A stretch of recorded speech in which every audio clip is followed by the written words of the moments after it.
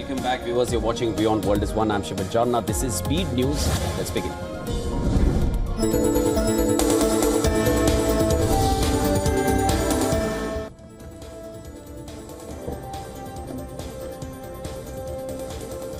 French President Emmanuel Macron held telephonic conversation with Iranian counterpart Masoud Pezeshkian. In a post on social media, Macron said he urged Iran to return to the negotiating table to address ballistic and nuclear issues and for the resumption of the IAEA's work in the country.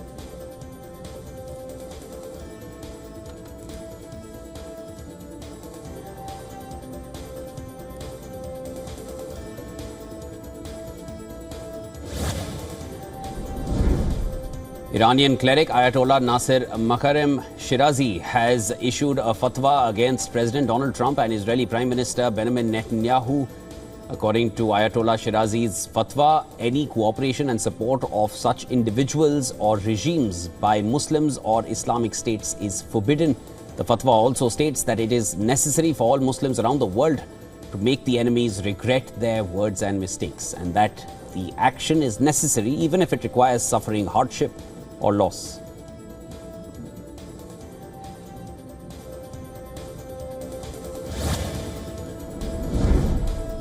A Washington Post report has said that the communication intercepts of Iranian officials downplayed the extent of damage caused by US strikes on Iran's nuclear program. The revelation comes as US President Trump is seeking credit for the strikes dismantling Iran's nuclear enrichment facilities. The White House Press Secretary Caroline Leavitt has dismissed the report, saying that the Washington Post was helping people commit felonies by publishing out-of-context leaks.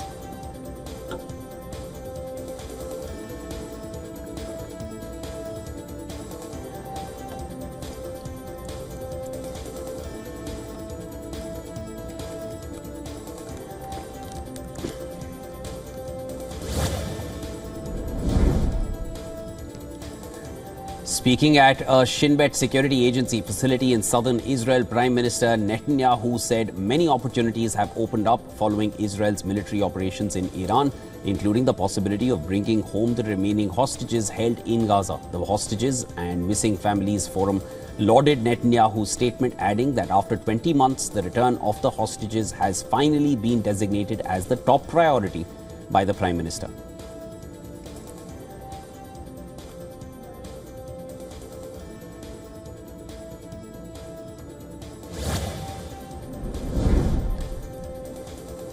The Iranian parliament has reportedly passed a new law banning the use of Starlink satellite internet service in the country. As per reports, Iran has criminalized Starlink's use with penalties including fines, flogging and up to 2 years in prison. Despite the law, 20,000 to 40,000 terminals remain active via black markets offering uncensored internet.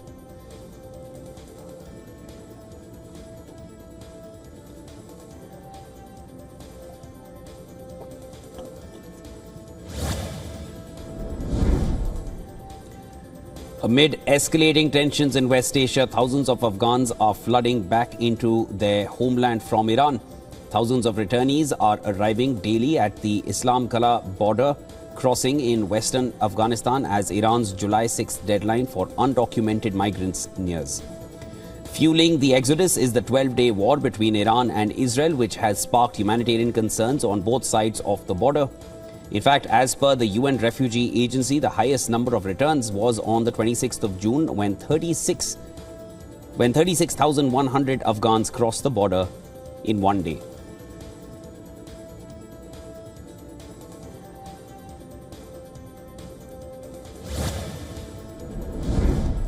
Thousands of New Yorkers took to the streets on Sunday for the city's annual Pride March. The theme for this year is Reflect, Empower, Unite. Colorful floats, costumes and performances highlighted the annual New York City tradition. The first Pride March was held in New York City in 1970 that commemorated the one-year anniversary of the Stonewall Uprising.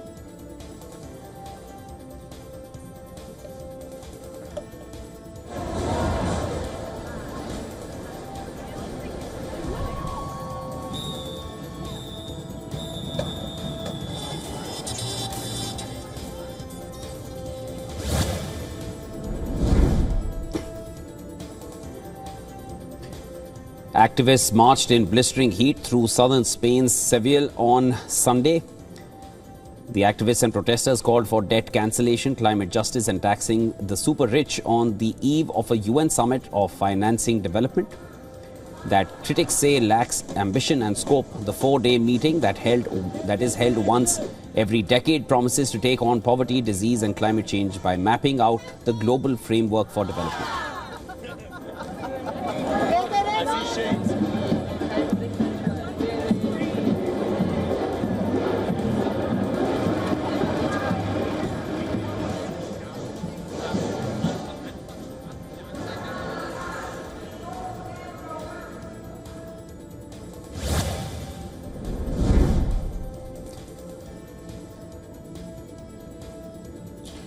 At the invitation of US Secretary of State Marco Rubio, the External Affairs Minister of India, Dr. S. Jaishankar, will undertake an official visit to the US from today till the 2nd of July to participate in the next edition of the Quad Foreign Ministers meeting scheduled for 1st of July. They will exchange views on regional and global developments, particularly those concerning the Indo-Pacific, and review the progress made on various Quad initiatives in the run-up to the Quad Leaders Summit, which will be hosted by India.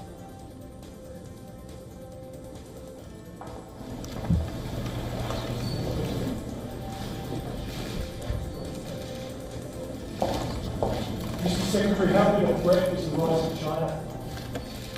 Mr. Secretary, can you comment on the video call between Putin and Xi Jinping?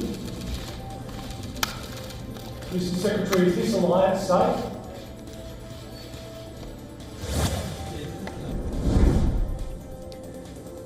In the Indian state of Telangana, a massive explosion rocked the Sigaji chemicals facility in the Pasha Malam area earlier in the day that triggered a major fire and widespread panic in the region. According to initial reports, the blast originated from a reactor unit inside the industry. The cause of the explosion is yet to be confirmed. Multiple workers sustained serious injuries and have been evacuated to nearby hospitals for urgent medical attention. The exact number of casualties is still being verified.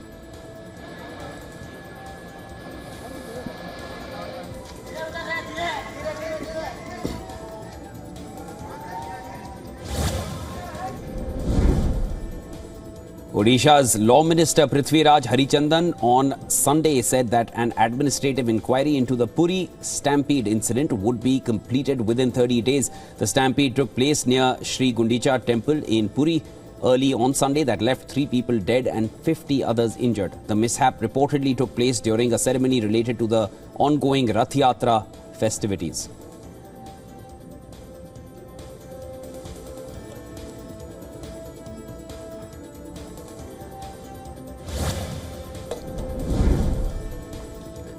India's Aircraft Accident Investigation Bureau is reportedly looking into all possible causes, including sabotage, behind last month's Air India flight AI-171 crash in Ahmedabad that killed 274 people. Flight AI-171, a Boeing 787-8 Dreamliner, crashed shortly after departing Ahmedabad on the 12th of June, and this marked the first fatal accident involving this Dreamliner model. Following the accident, the cockpit voice recorder and flight data recorder, or the black boxes, were recovered and transferred to Delhi for analysis.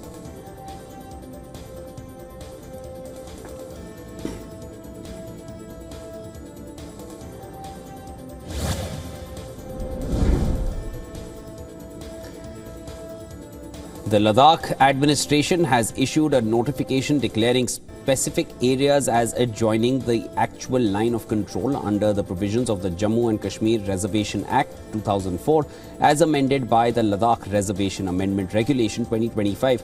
52 villages along the actual line of control have been declared reserved by the administration of the Union Territory of Ladakh, and this includes 18 revenue villages in Leh district situated along the line of control and the line of actual control, and 34 revenue villages in Kargil district situated along the LOC.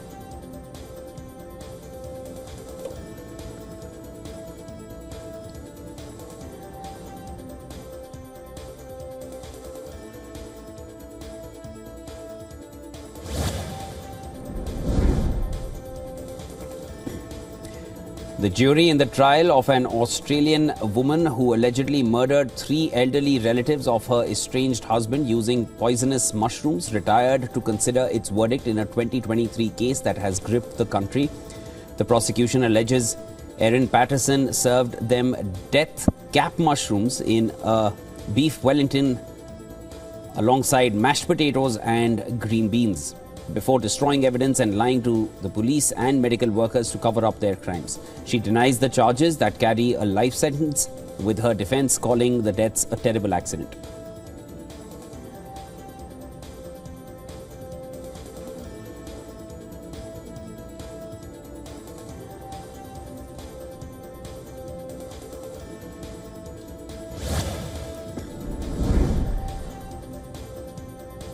Russian spy chief Sergei Narishkin said that he had spoken to the director of the Central Intelligence Agency, John Ratcliffe, and that they had agreed to call each other at any time. The CIA and Russia's Foreign Intelligence Service, SVR, the successor to the KGB's famed First Chief Directorate, have long been intense rivals, and each service resorted to public campaigns to recruit agents in the wake of the Russian invasion of Ukraine in 2022.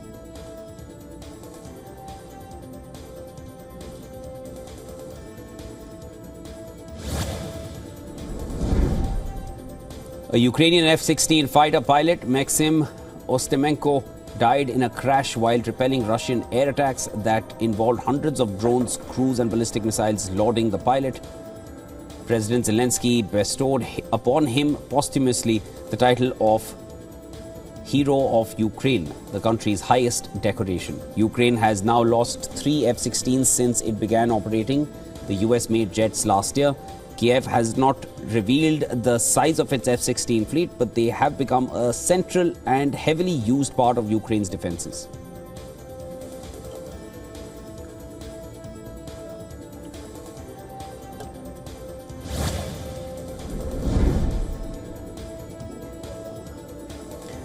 Brazil's former president Jair Bolsonaro attended a demonstration against his ongoing Supreme Court trial in the South American country. Thousands took part in the demonstration that Bolsonaro, before the event, called an act of freedom for justice. Bolsonaro and 33 allies are facing trial over an alleged plot to overturn the 2022 presidential election results and remain in power. They were charged with 5 counts related to the plan.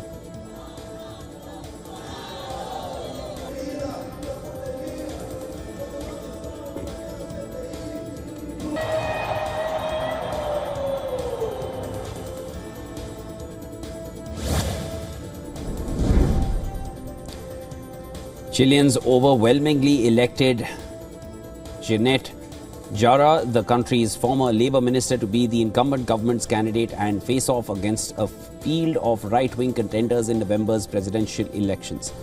Jara, a member of Chile's Communist Party, won the presidential primaries with 60.31% of the vote, while Carolina Toja, the former interior minister and member of the Democratic Socialism Party, came in a distant second with 27.91%, with 98.27% of ballots tallied. Preliminary turnout figures from electoral authorities showed that turnout was much lower than expected, with just 1.4 million people casting ballots. Chile has some 15.4 million eligible voters.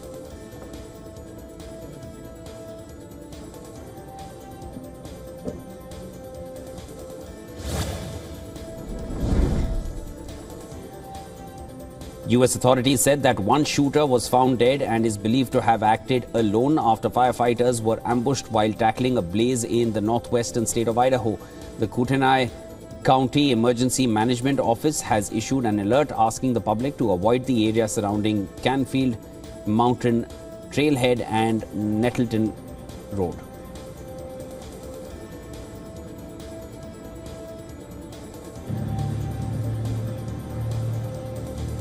Staged across their...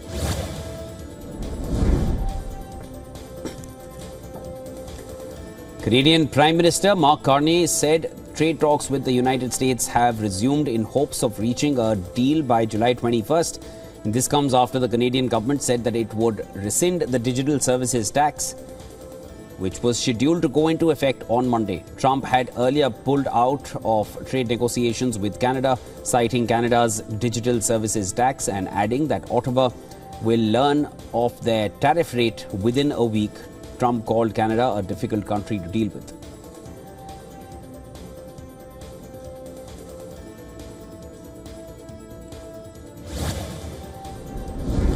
Oil prices slipped on Monday with Brent crude at $67.64 and WTI at $65.2. And this comes as easing West Asia tensions and a likely OPEC plus output hike in August improved supply outlooks. Brent dropped sharply from over $80 after a 12-day Iran-Israel conflict ended with a Trump-brokered ceasefire.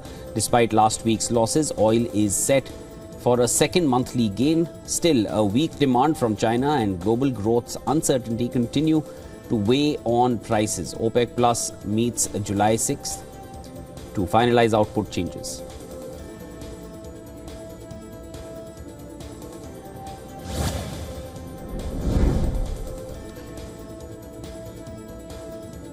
Gold rose 0.1% to approx $3,277 after hitting a one-month low, helped by a weaker dollar and fading geopolitical risk. Though up 25% year-to-date and just 220% below its April record, gold is set for its first monthly drop in 2025.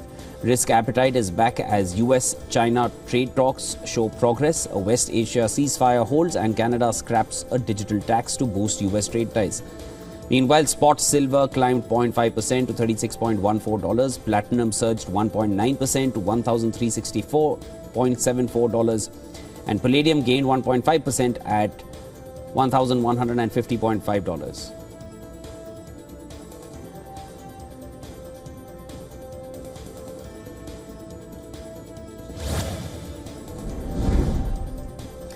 Investor momentum is shifting to Europe as fears of Trump's proposed 10 to 20% import tariffs slow US asset demand. A 2025 ECB report shows a 5% dip in US Treasury buying since May, while European stock indices have jumped 12% since June 2024. The shift signals a potential regime change in global markets. Analysts say Trump's July 8th tariff deadline could further drive capital rotation. Several data shows diversified markets help cut trade risk by 15%.